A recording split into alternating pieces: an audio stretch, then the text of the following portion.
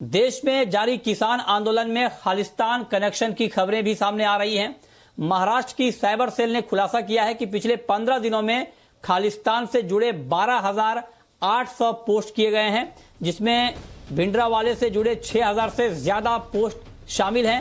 Maharashtra cyber cell ने बताया है कि किसान आंदोलन के दौरान कई पुराने अकाउंट भी एक्टिव हुए हैं।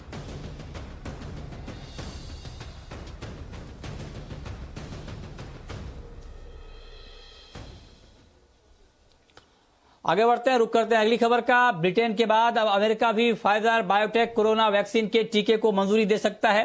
अमेरिकी सरकार के एक सलाहकार पैनल ने फाइजर के कोरोना वैक्सीन के आपातकालीन इस्तेमाल की सिफारिश की है।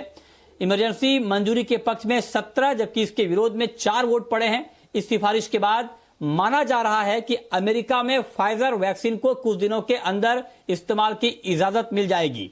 मंजूरी मिलने के बाद जनवरी के पहले हफ्ते से अमेरिका में हेल्थ केयर वर्कर्स और नर्सिंग होम रेजिडेंट्स को कोरोना वैक्सीन की पहली खुराक दी जा सकती है। फाइजर की वैक्सीन को ब्रिटेन, कनाडा और बहरीन पहले ही मंजूरी दे चुके हैं।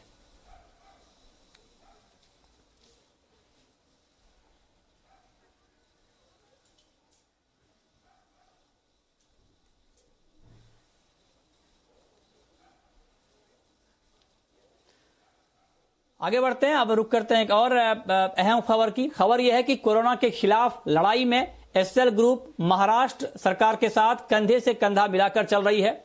उसी के तहत आज मुंबई के पास ठाणे के बोरीवली मैदान में 306 बेड का हॉस्पिटल शुरू किया गया। इसका उद्घाटन वीडियो कॉन्फ्रेंसिंग के जरिए राज्य के मुख्यमंत्री उद्धव ठाकरे ने किया। इस मौके पर राज्य के नगर विकास मंत्री एकनाथ शिंदे और जी एंटरटेनमेंट के एमडी और सीईओ पुनीत गोयनका मौजूद रहे। इस अस्पताल की सबसे खास बात यह है कि ये कोरोना के सबसे बड़े वॉरियर्स यानी फ्रंट लाइन वर्कर्स और उनके परिवारों के लिए समर्पित है। सरकारी तेल कंपनी बीपीसीएल के विनिवेश को तगड़ा रिस्पांस मिला है। जी बिजनेस की एक्सक्लूसिव जानकारी के मुताबिक बीपीसीएल के लिए 440 से 480 रुपए के भाव पर बोली आने की उम्मीद है, जबकि सरकार 500 से 550 रुपए की उम्मीद कर रही है। सूत्रों के मुताबिक 3 कंपनियां वेदांता, थिंक गैस और अपोलो ग्लोबल जल्द ही बोली जमा करने वाली हैं। आपको बता दें कि सरकार बीपीसीएल में अपनी 53% हिस्सेदारी बेचेगी।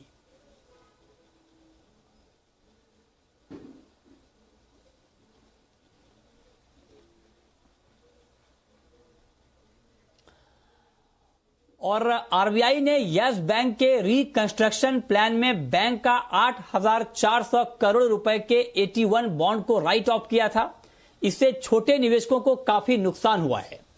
अब सीनियर सिटीजन इस मामले पर कोर्ट चले गए हैं। मुंबई में कुछ ऐसे ही सीनियर सिटीजन से बात की है हमारे संवाददाता अनुराग शाह ने। मार्च के महीने में प्राइवेट बैंक यस बैंक दिक्कतों में आ गया था और उसके बाद में उस बैंक का रिकंस्ट्रक्शन किया गया, उस बैंक को बेल आउट किया गया। लेकिन जो AT1 बॉन्ड के जो निवेशक थे उनकी पूंजी जो पूरी तरह से राइट ऑफ कर दी गई थी। उसके बाद कई सारे निवेशक जो है वो परेशान हैं, कोर्ट में भी गए हैं और मेरे साथ कई सारे सीनियर सिटीजन हैं जिनकी जो AT1 बॉन्ड्स की जो पूंजी है वो राइट ऑफ कर दी गई और वो काफी परेशान है। तो उनसे ही समझने की कोशिश करता हूं कि क्या अभी भी परेशानी है। सर, कितना पूंजी आपने लगाई थी और अभी किस तरह का रिस्पांस आपको मिल रहा है? मैंने करीबन मेरा और मेरे फैमिली का मिलके 5 करोड़ का बॉन्ड्स लिया था, तो 50 बॉन्ड्स लिया था और ये हमको बोला गया था कि ये एफडी जैसा ही है, तो हमारी एफडी वेकेट करा के हमको बॉन्ड यस बैंक के एम्प्लॉयज ने हमको दिया था, जो आज तक हमको वापस नहीं मिला, ना इंटरेस्ट मिल रहा है। सर, जैसा सर ने बताया कि एफडी जैसा ही बोल के किया, तो आप मानेंगे कहीं ना कहीं मिस सेलिंग हुई है? 100% मिस सेलिंग है। हम भरोसे में उनका वर्ड एक्सेप्ट किया और वो लोग डॉक्यूमेंट्स भी कुछ बताया नहीं हमको। खाली बोला आपका एफडी है, उसको ये 9% देता है, मैं आपको ये guaranteed 9% every year, FD rates are coming down every year, तो आपको बड़ा एडवांटेज है, ये लीजिए करके किया। We accepted in good faith and we have been cheated.